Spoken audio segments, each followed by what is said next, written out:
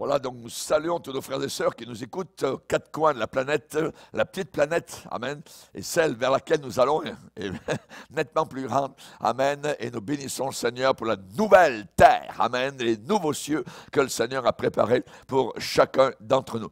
Voilà, nous allons voir particulièrement la deuxième partie de ce grand sujet, donc l'Église de type Salomon, et nous allons voir dans cette deuxième partie comment apprendre à discerner, à différencier donc une église Salomon et une église David. Alors si vous voulez bien, nous allons aller dans la parole de Dieu et nous allons lire dans 1 Samuel chapitre 23.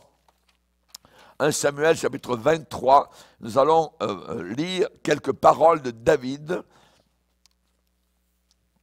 alors qu'il était sur le point donc de mourir, d'entrer au ciel. Voilà ce qu'il a déclaré. 2 Samuel, j'ai dit 1 Samuel, c'est 2 Samuel. Excusez-moi. 2 Samuel chapitre 23, verset 1er. Voici les dernières paroles de David. Paroles de David, fils d'Isaïe. Paroles de l'homme haut placé, de loin, du Dieu de Jacob, du chantre agréable d'Israël. L'Esprit de l'Éternel parle par moi, et sa parole est sur ma langue. Le Dieu d'Israël a parlé, le rocher d'Israël m'a dit. Celui qui règne parmi les hommes avec justice, celui qui règne dans la crainte de Dieu est pareil à la lumière du matin quand le soleil brille et que la matinée est sans nuage. Ses rayons, après la pluie, font sortir de terre la verdure. Amen. Seigneur, nous te bénissons pour la lecture de ta parole. Nous désirons, Seigneur, comprendre l'Esprit de Dieu, ce qu'il a à nous déclarer, à nous dire par rapport à cette Église de fin des temps. Nous te demandons particulièrement d'éclairer nos lanternes, que nous puissions réaliser, comprendre, discerner, différencier les choses. Merci Seigneur pour ton Saint-Esprit qui nous éclaire, car tu as déclaré le Saint-Esprit vous conduira dans toute la vérité. Nous te bénissons Seigneur pour cette direction sûre et certaine que le Saint-Esprit nous accorde dans le nom puissant et merveilleux de Jésus. Amen. Et tout le peuple dit Amen. On peut s'asseoir, frères et sœurs. Alléluia. Nous avons besoin, donc, au travers de ce genre de message, de vraiment avoir des oreilles ointes du Saint-Esprit. Autant que le pasteur doit avoir une langue remplie du Saint-Esprit. C'est l'Esprit de Dieu qui fait la différence. Comment savoir faire la différence entre une église Salomon et une église David? Que celui qui a des oreilles entende ce que le Saint-Esprit a à dire à ses enfants. Dans le psaume 45, il y a une parole merveilleuse où il est dit que ma langue soit comme c'est une image, comme la plume d'un habile écrivain. Un écrivain habile, et que, je dirais, l'Esprit de Dieu puisse inscrire sur nos cœurs, écrire sa pensée d'une manière habile et compréhensible. L'Église de type David, c'est l'Église du Saint-Esprit. Ce n'est pas l'Église où l'on tombe, où l'on roule, où l'on rock, où on shake, ainsi de suite, où on dit que ces choses-là sont attribuées à l'Esprit de Dieu. Souvent, c'est de la fausseté, et nous avons besoin donc de voir autre chose que ce qui est uniquement dans le domaine du visible. L'église de Salomon, c'est l'église de Laodicée. C'est une église qui n'est ni froide, ni bouillante, mais qui est qualifiée de tiède. quand vous prenez de l'eau tiède, ce n'est ni froid, ni bouillant à vous brûler les lèvres. Vous voyez, c'est tiède. Et cet état, je dirais, spirituel de tiédeur est quelque chose qui est haï par notre Dieu. Il faut, le Seigneur le dit à cette église de la Odyssée, puisses-tu être froid ou bouillant, mais les tièdes, je les vomirai de ma bouche. Donc, nous voyons que l'église Salomon est dans un grand, très grand danger. Le Seigneur dit, parce que tu dis, et le Seigneur va arriver en disant, moi je vais te contredire. Je vais te dire le contraire. Tu dis un mensonge, je vais te dire la vérité. Parce que tu dis, je suis riche, je me suis enrichi, je n'ai besoin de rien. C'est un mensonge. La réalité, c'est que tu es très pauvre, plus que cela, tu es nu devant Dieu et tu as besoin de moi. Voilà la réalité. La réalité, c'est que tu dis et tu ne sais pas. Tu ne sais pas. Donc le problème, c'est le problème qu'avait Samson. Samson, se vautrant sur la prostituée, eh bien, ne savait pas, à un moment donné, que le Saint-Esprit s'était retiré de lui. Il ne le savait pas. Il pensait que l'Esprit de Dieu était encore là. Mais le Saint-Esprit lui a laissé des chances, lui a laissé, je dirais, une certaine latitude, un certain temps. Mais à un moment donné, l'Esprit de Dieu s'est retiré. Et c'est là qu'il a perdu toute sa force, que cette, je dirais, machine puissante de Dieu, arrachant les portes des villes, détruisant les Philistins, s'est arrêtée et a été stoppée. Parce que la puissance n'était pas celle de Samson, c'était la puissance de Dieu au travers de lui. Mais comme il était un récalcitrant, comme il était un entêté, comme il ne voulait pas donc se soumettre à Dieu et vivre une vie pure en se repentant, alors l'Esprit de Dieu s'est retiré. Et donc on voit qu'à Laodicée, tu dis quelque chose, mais tu ne sais pas. Tu ne sais pas. Et Jésus a bien dit dans Matthieu 7, ce ne sont pas tous ceux et celles qui disent « Seigneur, Seigneur » qui entreront. Qui dit Seigneur, Seigneur? Les chrétiens. Donc il y a des chrétiens qui pensent aller au ciel, vont se retrouver en enfer. Pourquoi? Le Seigneur va le déclarer. Il va le dire parce que ce n'est pas tous ceux qui disent, mais ce sont ceux qui font la volonté de mon Père. C'est faire, c'est les actions, c'est la réalité. C'est ça que Dieu demande. Pas uniquement avoir le langage chrétien, le langage que tout le monde connaît. Il faut le vivre, ce langage-là. Et Jésus va parler donc de ces gens-là qui ont bâti sur du sable, et ceux qui ont bâti sur le roc sont ceux qui réalisent la parole de Dieu, qui accomplissent la parole de Dieu, qui obéissent et se soumettent à la parole donc du Seigneur. Les autres ne le font pas. Ils entendent, mais ils n'obéissent pas à la parole de Dieu.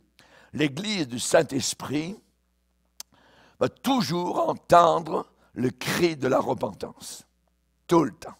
Tout le temps, voyez. Et quand vous êtes dans l'église de David, ce genre de message va vous prendre aux tripes. Ce genre de message va venir vous chercher dans les intestins, va vous bouleverser littéralement, va vous ébranler dans votre fort intérieur, va vous secouer dans vos boyaux. Vous ne pouvez pas être une personne du Saint-Esprit tant que vous n'avez pas crié, pleuré à partir de la profondeur de votre cœur. La repentance. Nous avons dans ces églises de Salomon un paquet de monde qui ne sont jamais repentis de leurs péchés. Il y a quelque chose que Salomon n'a jamais fait, se repentir.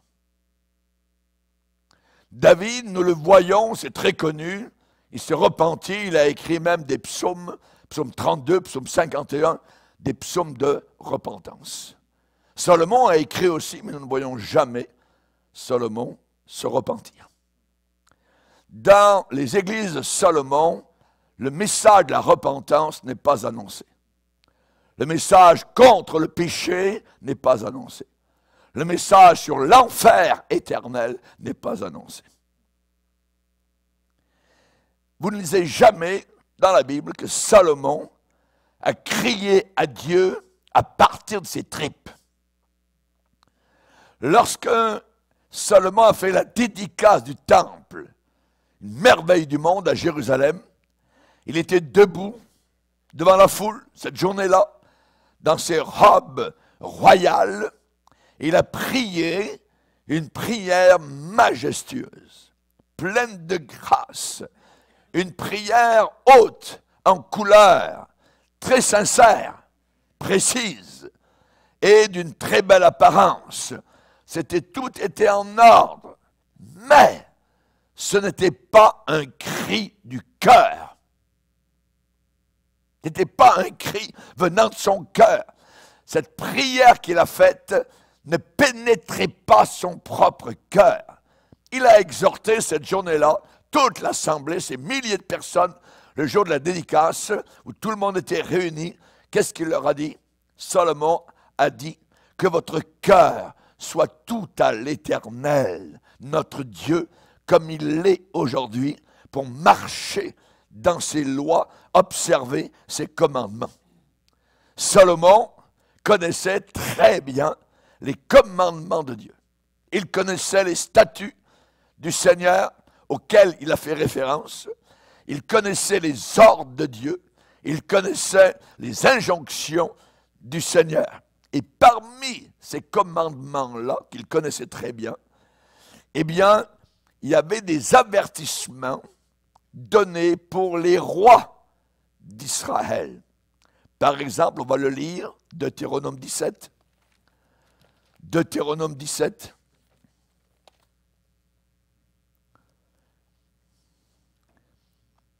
Il est dit, au verset 14, « Lorsque tu seras entré dans le pays que l'Éternel ton Dieu te donne, lorsque tu le posséderas, que tu auras établi ta demeure, et que tu diras, je veux mettre un roi sur moi, comme toutes les nations qui m'entourent. » Alors Dieu dit, voilà comment tu vas agir. Verset 15, « Tu mettras sur toi un roi que choisira l'Éternel ton Dieu. Tu prendras un roi du milieu de tes frères. Tu ne pourras pas te donner un étranger qui ne soit pas ton frère. » Et regardez un peu il y a 3 grandes choses, 4, qu'il devait faire, tout roi d'Israël.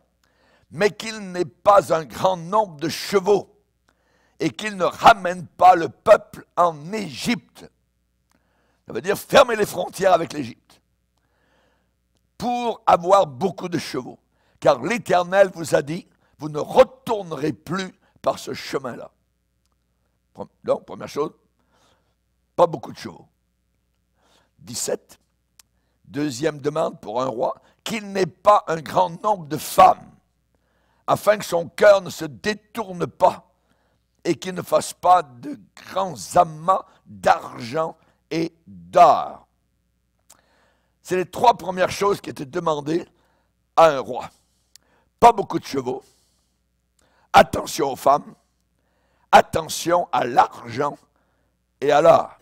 Donc ce sont des ordres très clairs, concis, directs, très précis.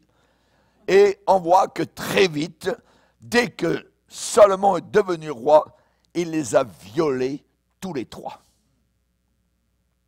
Il a violé tout de suite ce que Dieu avait demandé. Et si on lit dans 1 Roi, chapitre 10, vous allez voir que les 3 choses demandées par le Seigneur particulièrement, à part de lire la Bible tous les jours, il est dit dans 1 Roi, chapitre 10, et au verset 28, même verset 26, 1 Roi 10, verset 26, Salomon rassembla des chars et de la cavalerie il avait 1400 chars et 12 000 cavaliers qu'il plaça dans les villes où il tenait ses chars et à Jérusalem près du roi. Verset 28, c'est de l'Égypte que Salomon tirait ses chevaux. Une caravane de marchands du roi allait les chercher par troupes à un prix fixe. Un char montait et sortait d'Égypte pour 600 cycles d'argent et un cheval pour 150 cycles. Il en amenait de même avec eux pour tous les rois des Essiens et pour les rois de Syrie. Donc, vis-à-vis des chevaux, nous voyons comment il a violé donc l'ordre. Il y avait 12 000 cavaliers, ça veut dire que moi j'ai prêché dans un stade un jour où il y avait 12 000 personnes. Je peux vous dire que c'est du monde qui est devant vous, là, vous regardez. 12 000, voyez. Peut-être qu'il y en avait plus, mais au moins il avait 12 000 cavaliers. Donc, Dieu avait dit, pas beaucoup de chevaux. C'est pas ça qu'il a fait. Oui. Ensuite, chapitre 11, 1 roi 11, qui n'est pas beaucoup de femmes. Verset 1er, le roi Salomon aima beaucoup de femmes étrangères, en plus de la fille de Pharaon, des Moabites, des Ammonites, des Domites, des Sidoniennes, des Siennes, ainsi de suite. Oui, beaucoup de femmes.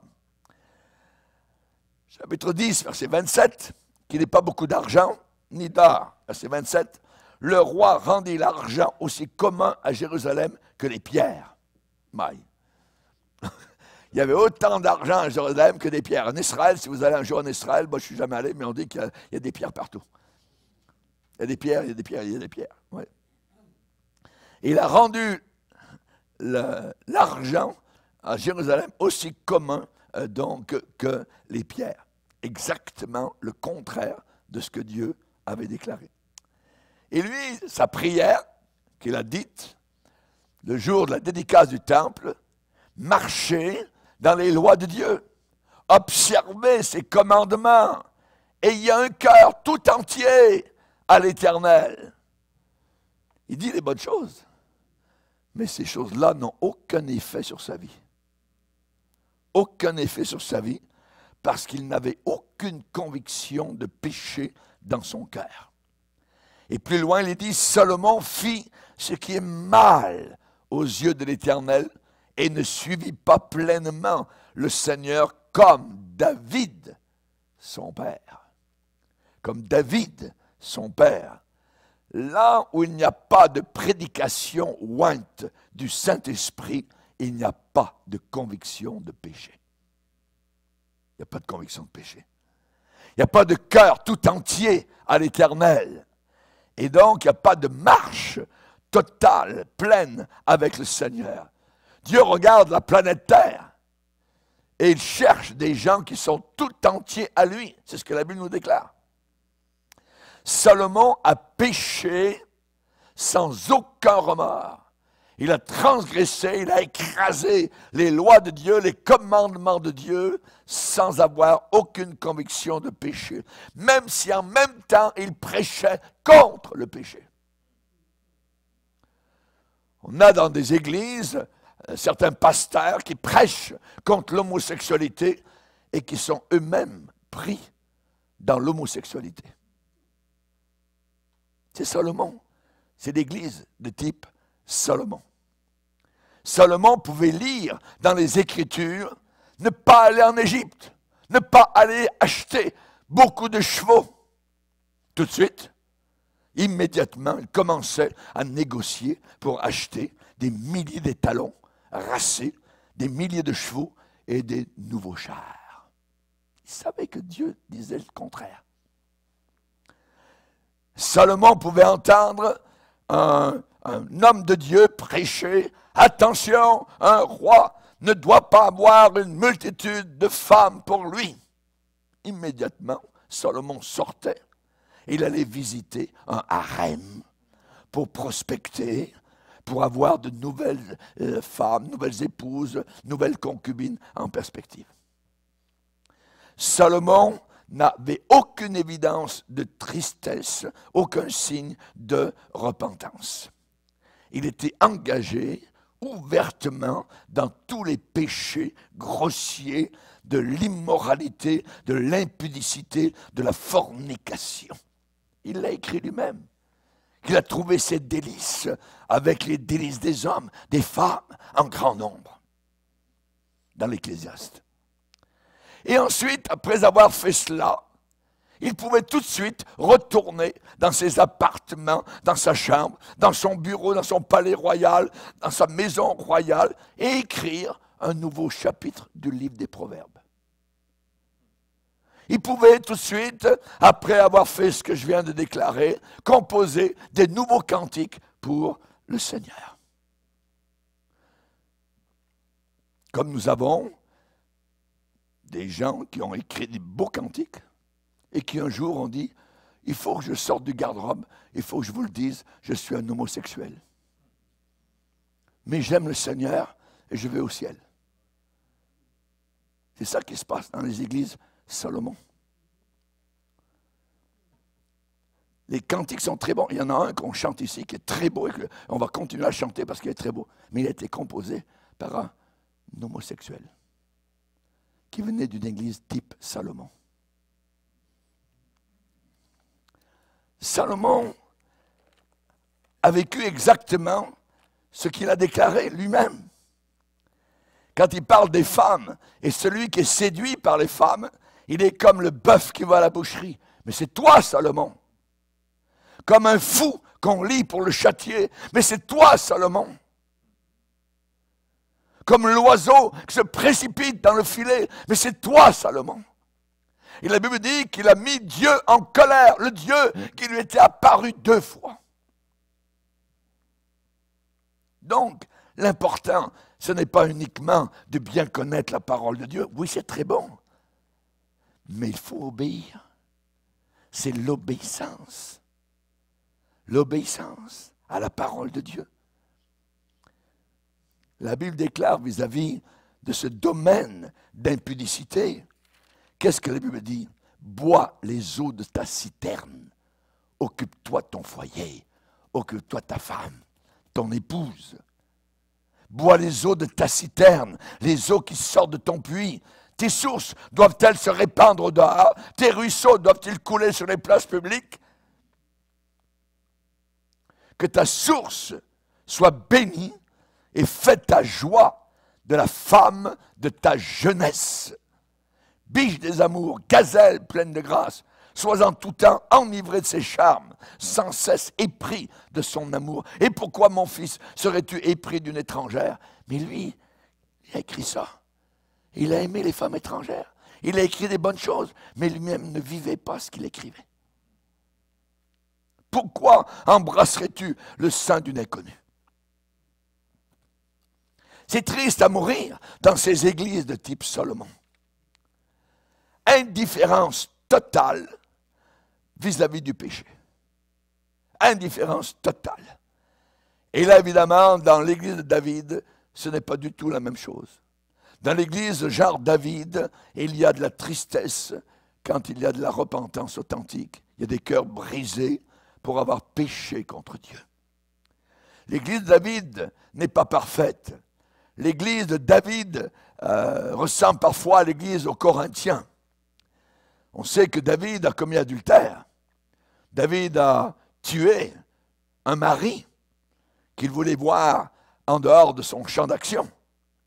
Il a tué un homme innocent et il a marché pendant un temps dans une séduction terrible, horrible, mais dans son église, il y a des Paul comme à Corinthe. Il y a des Nathan capables de mettre leurs doigts sous le nez de David. Et David de se repentir et d'écrire, « Oh Dieu, pardonne-moi, je suis un pécheur. Seigneur, ne m'enlève pas ton Saint-Esprit. »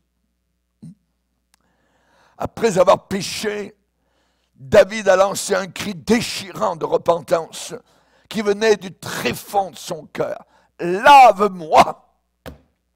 Lave-moi! Ne me rejette pas loin de ta présence. Ne me retire pas ton Saint-Esprit.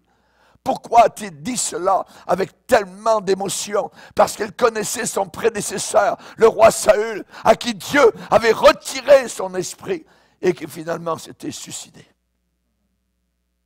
Et il disait, Seigneur, si ton Saint-Esprit s'en va de moi, c'est terrible. Ne me retire pas ton Saint-Esprit. Dans l'église de David, on se repent. On se repent. Rappelez-vous les 7 églises de l'Apocalypse. Sur 7 églises, 5 avaient besoin de se repentir. Et on voit que David a péché encore plus tard, à la fin de sa vie, il avait les cheveux gris. Il avait ordonné de compter ses hommes de combat. Il a demandé à Joab, son chef d'armée, son général en chef, d'aller dans le pays et d'aller compter tous ses soldats. Et alors que ça lui avait été commandé de ne pas le faire. Il venait juste de vaincre tous ses ennemis, des géants, le reste de Gath, là où avait été Goliath, et tout le pays était en paix. David était vainqueur. Oui. Il avait chassé les Assyriens. David jouissait d'une grande victoire, d'une grande bénédiction, mais il a été séduit par Satan. Tellement aveuglé par son péché que rien ne put le faire changer d'avis. Et Joab, même son chef d'armée, a essayé de dissuader David. Non, David, ça ne sert à rien. Dieu nous a bénis, on n'a pas besoin de savoir combien. Tout d'un coup, c'est comme si David a voulu se confier dans la puissance militaire qu'il possédait, et non plus dans le Seigneur. Et Joab lui a dit, David, pourquoi insistes-tu à continuer avec ce dénombrement? C'est un péché devant Dieu. Et la Bible dit, et emploie ce mot, David persista. Il s'entêta. Persista. 2 Samuel 24, verset 4. Il a dit, je veux savoir combien je possède de combattants, je veux savoir combien je possède d'hommes de guerre. Il a insisté. Et là, nous avons une pensée, je dirais, très profonde, qui dégrise très rapidement quelqu'un. Une réflexion sobre, de modération et de sobriété. C'est quoi comme pensée? C'est qu'un serviteur de Dieu, qui est correct, qui craint le Seigneur, peut être séduit par ce péché. David a vécu sous cette séduction pendant 10 mois. Exactement, la Bible dit 9 mois et 20 jours. Mais cette fois-là, il n'y avait pas de Nathan pour venir au palais royal et lui dire avec son index, tu es cet homme-là. C'est toi, cet homme-là. Personne. Aucun prophète. Pour venir vers lui, lui dévoiler son péché. C'est le Saint-Esprit lui-même qui l'a convaincu, qui l'a persuadé. Dès que le comptage dans tout le pays, donc qui a duré pendant plus de 10 mois, a été fini, soudain, David perd courage. Son cœur flanche. Et il ne finit même pas de faire compter complètement ce qui restait à compter. David est maintenant âgé, il est grisonnant, il est blanchissant, il est sensible à la voix du Saint-Esprit. Il est dit, David sentit son cœur battre. Je ne sais pas si ça vous est arrivé. Quand vous touchez aux flammes de l'enfer, votre cœur commence boum, boum, boum, boum, boum. C'est le Saint-Esprit qui agit.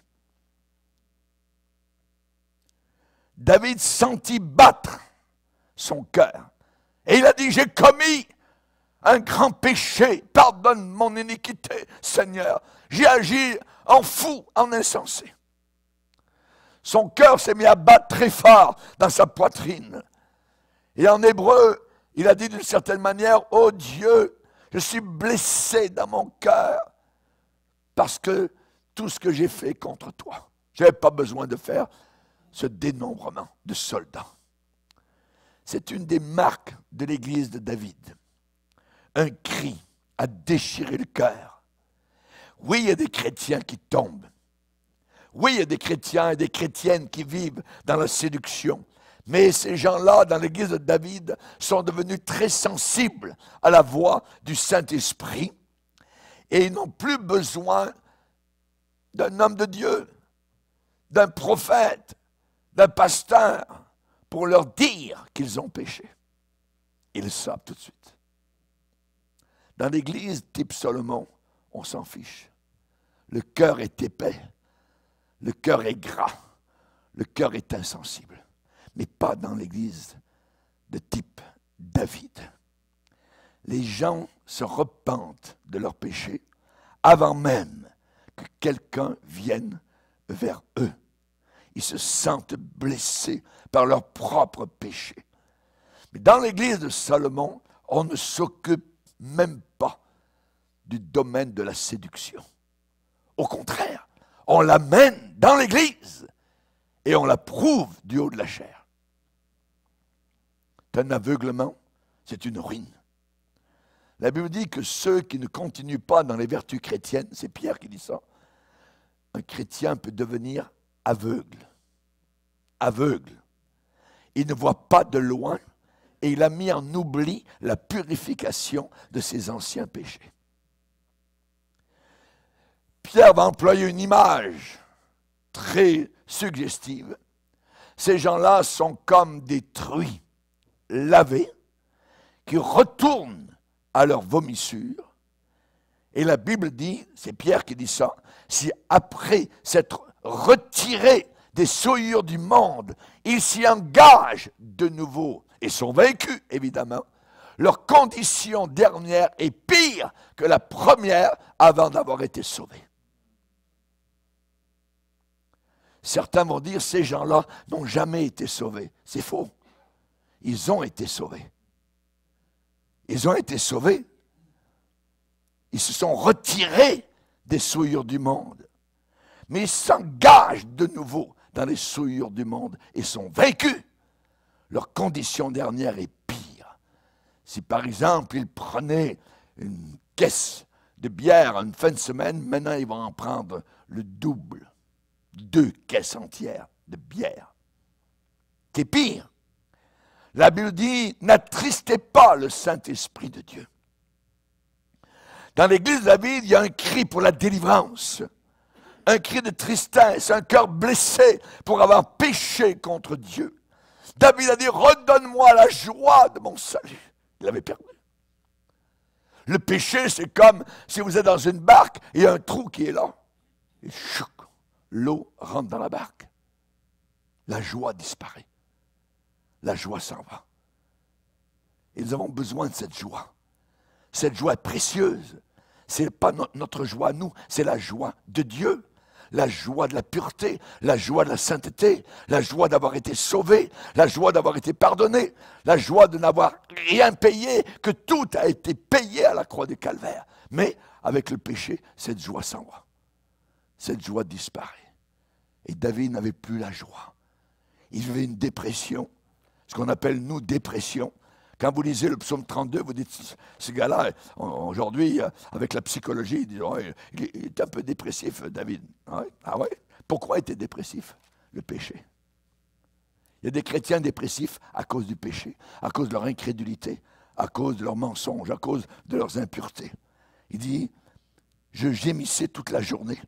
Nuit et jour, Seigneur, ta main s'appesantissait sur moi. Ma vigueur, ma force physique n'était plus que sécheresse comme celle de l'été. Vous avez là quelqu'un qui est dépressif. Il marche dans la maison, il est là. Hein? Mais il n'avoue pas son péché. Et dans ces églises, on ne vous incite pas à avouer vos péchés et à abandonner le péché. Jamais, on n'en parle pas. On n'en parle pas. Redonne-moi la joie de mon salut. David va dire, les flots de la mort m'avaient environné. Les torrents de la destruction m'avaient épouvanté. Les liens du tombeau m'avaient entouré. Les filets de l'enfer m'avaient surpris. Dans ma détresse, j'ai invoqué le nom de l'Éternel. et de son palais, il a entendu ma voix, et mon cri est parvenu à ses oreilles. Il va dire, l'Éternel étendit sa main d'en haut, me saisit, me retira des grandes eaux, il me délivra de mon adversaire puissant. L'histoire de Salomon est une histoire à vraiment réfléchir. Savez-vous comment Salomon a fini? Salomon a eu une fin tragique. Tragique. Et j'aimerais vous dire que l'évangile de Salomon, les églises de Salomon auront une fin tragique. Après tout ce que Salomon a écrit dans les proverbes, les cantiques qu'il a composés, nous regardons maintenant sa fin. Il a écrit lui-même, la fin d'une chose vaut mieux que son commencement. Il a très bien commencé. Le Seigneur lui est apparu, le Seigneur lui a donné des directives, il a demandé des choses, il les a reçues, mais il a dilapidé tous les biens qu'il avait reçus de la part du Seigneur. Et il a achevé sa vie avec ces paroles tragiques que je vais vous lire. Il les a écrites dans l'Ecclésiaste au chapitre 2. Tous les jours de l'homme ne sont que douleur. Ah ouais. Son travail n'est que chagrin. Même la nuit, son cœur ne se repose pas. Dans l'église de David, c'est autre chose. Je me couche et je m'endors en paix. Mais dans l'église de Salomon, même la nuit, mon cœur ne se repose pas. Et il dit, il n'y a rien de meilleur pour l'homme, il n'y a rien de meilleur pour son bonheur que de manger et de boire. Ça veut dire faire jouir son âme du bien-être de son travail. C'est tout ce qu'il y a. Mais ça correspond exactement aux païens. Mangeons et buvons, demain nous mourrons. C'est exactement la même chose. Salomon est en train de philosopher sur la Bible. La Bible n'est pas là pour qu'on philosophe sur elle. Elle est là pour nous interpeller, pour nous faire connaître la vérité, le droit sentier et y marcher. Salomon disait, oh, attention, tous les jours de l'homme ne sont que douleur. Ça veut dire, tu n'auras que des nuits sans sommeil et tu ne pourras rien y faire. Tu ne pourras pas échapper à cela, tu ne pourras rien changer à cela. Tu ne pourras pas changer ce sentiment, tout est vanité, désespoir, le vide, la tristesse. Le meilleur que tu peux faire, saisis-toi de tout ce que tu peux jouir et du bon temps. Et du bon temps. Serre fort, prends tout ce que tu peux au passage, jouis de la vie, c'est tout ce qu'il y a. Mais c'est exactement les philosophes français. Jean-Jacques Rousseau, c'est ça. Diderot, Jean-Paul Sartre, Simone de Beauvoir, ainsi de suite, toute la clique. Vous voyez, il n'y a rien. Nous sommes sur un petit paquet de boue et finalement, il n'y a plus rien après. On ne vaut pas mieux que des animaux. Après que Dieu lui ait parlé, après que Dieu soit révélé, après qu'il a inauguré le temple à Jérusalem, que le feu de Dieu, il l'a vu descendre du ciel sur son autel, brûler et consommer les holocaustes. De dire ça. Tous les jours de l'homme ne sont que douleur, son travail n'est que chagrin, même la nuit, son cœur ne se repose jamais. C'est ça vivre avec Dieu. Voyons donc. Voyons donc. Hein? La Bible parle qu'on peut très bien commencer et qu'on peut très mal finir. Et dans l'évangile de Luc, au chapitre 14, le Seigneur dit, « Lequel d'entre vous, s'il veut bâtir une tour, ne s'assied d'abord pour calculer la dépense et voir s'il a de quoi la terminer. » La vie chrétienne, il faut la terminer. C'est bien d'avoir commencé, mais il faut bien finir. On peut mal commencer et on peut bien finir. On peut bien commencer et mal finir. On peut bien commencer et bien finir. C'est ce que nous voulons. C'est ce que nous voulons. Le Seigneur a dit, terminez, de peur qu'après avoir posé les fondements, il ne puisse achever. Et que tous ceux qui le verront ne se mettent à se moquer de lui en disant, cet homme a commencé à bâtir, il n'a pas pu terminer. Il n'a pas pu terminer. C'est comme cela qu'il est mort. mangeons et buvons, demain, nous mourrons. Il est mort comme cela. Dernièrement, j'étais en mission dans le coin de Perpignan, en France, et dans l'hôtel où ils m'ont logé, quand j'ai déjeuné, il y avait toutes sortes de paroles qui étaient là inscrites sur l'endroit. Et il y en avait une que j'ai notée. Vivre et profiter de chaque instant. Mais c'est ça. C'est ça le mot. Vivre et profiter de chaque instant. Mangeons et buvons, demain nous mourrons. C'est l'évangile de Salomon. C'est l'évangile que l'on donne dans ces églises-là. L'évangile à Laodicée. C'est l'évangile des vierges folles des derniers temps. Qu'est-ce qu'on prêche dans ces églises-là? Comment jouir de la vie sur terre? On vous explique comment avoir du fun sur la planète Terre. Comment être heureux sans souffrir. Comment devenir matériellement riche. On va vous parler du succès, de la réussite matérielle. Avoir des visions. Comment se faire des amis. Comment être de petits dieux. Comment atteindre son plein potentiel à la Maxwell. Croyant que la piété est une source de gain, une source d'argent. Piété égale argent dans ces milieux-là. Mais comme ils ne sont même pas pieux,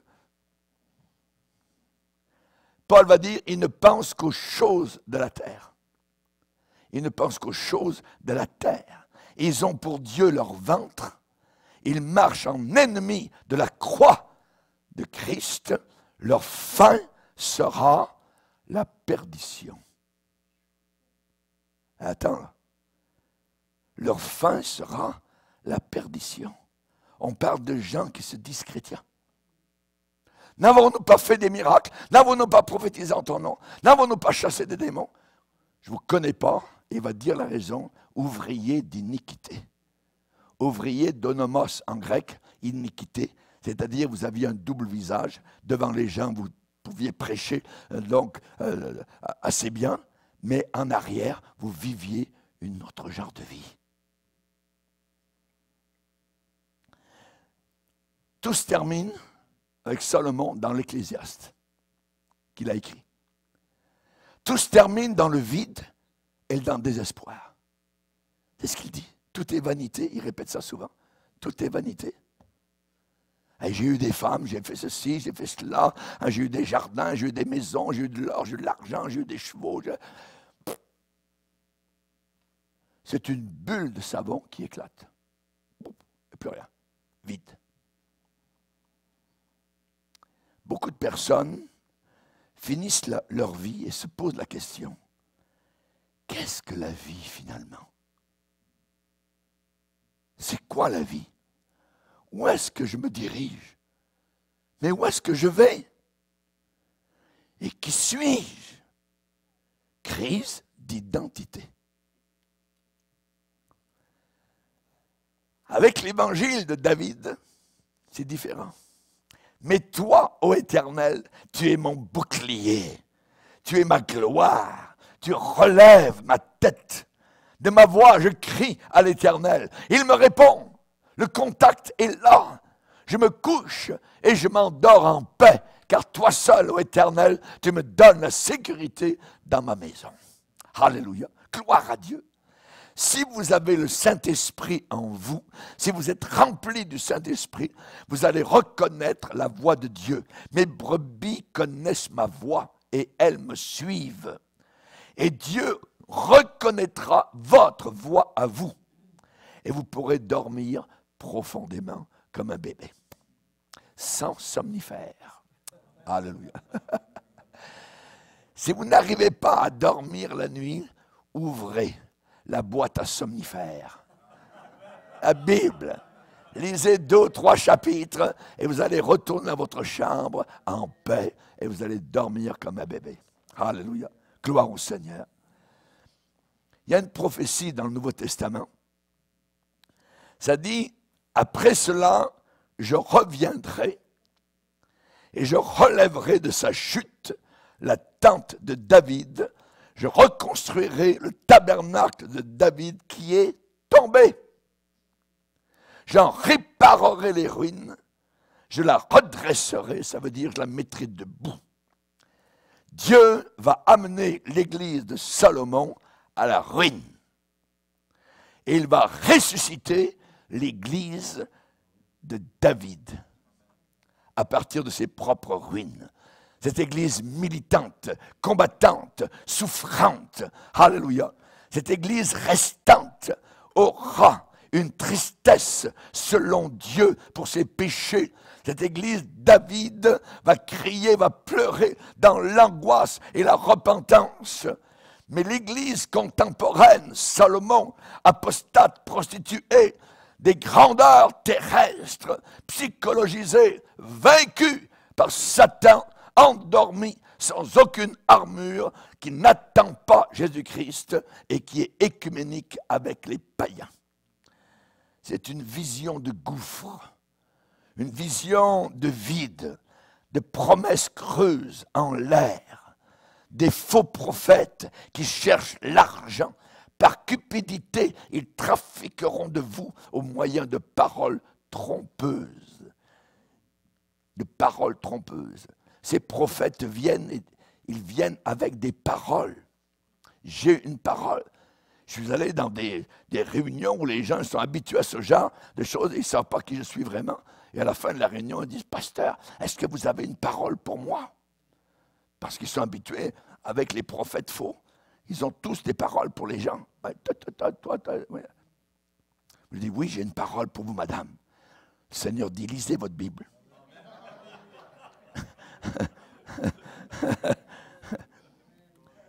Dans ces églises, les herbes mauvaises, le chien-dent est en train de pousser en herbe très haute.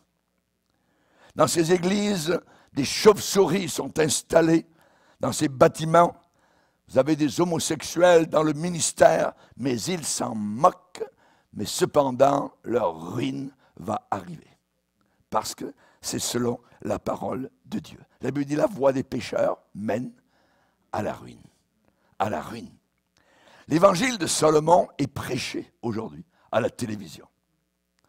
Il est prêché à la télévision et vous penseriez en écoutant un peu ça que Jésus-Christ va revenir sur la terre à Hollywood.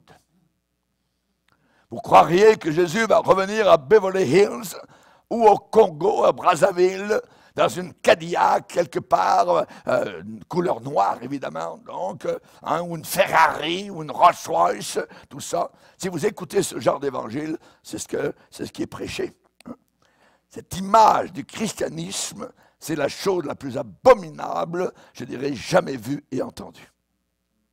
Dieu dit qu'il va amener tout cela à la ruine, et il va bâtir la maison de David à partir de ces ruines-là. Dans Ésaïe, il est déclaré « Les tiens rebâtiront sur d'anciennes ruines.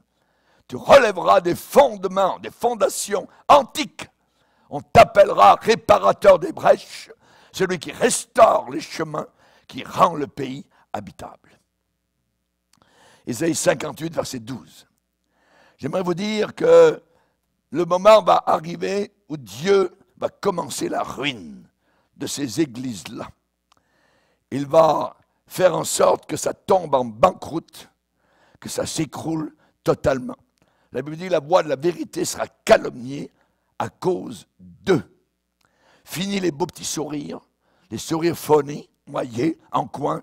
Fini la théologie de pop, fini le cirque, fini les prédications de prospérité. Ça va être l'écroulement total. Et là, on verra la différence entre Abel et Caïn, entre Sadoc et Abiatar, entre les brebis et les loups, entre l'ivraie et le bon blé. En terminant, j'aimerais vous dire que les pseudo-réveils qu'on entend parler ici et là, oh, il y a un réveil là-bas, un réveil, tout ça. Les supposés réveils qu'on entend aujourd'hui, ce sont des boîtes en carton, en structure, parce qu'il n'y a pas de repentance. Il n'y a pas de repentance. Tout va brûler dans les jours de chaos qui sont en avant de nous. Tout va brûler. Et que feront les chrétiens? quand des villes seront en feu? Que feront les chrétiens quand des tremblements de terre seront un peu partout autour de la terre? Que feront les chrétiens quand les inondations immenses vont arriver et les coups de bombes atomiques? Que feront ces chrétiens de prospérité, ces églises fausses? Qui va éblouir encore ces chrétiens? Qui va leur faire tourner la tête? Qui va leur en mettre plein la vue? Qui va les faire rêver? Accomplis ton rêve, accomplis ton potentiel. Qui sera assez insensé et fou pour leur promettre la prospérité matérielle? Quand toute l'économie va soudain s'écrouler, va soudain s'affaisser, s'effondrer, que feront ces gens-là dans ces églises Salomon?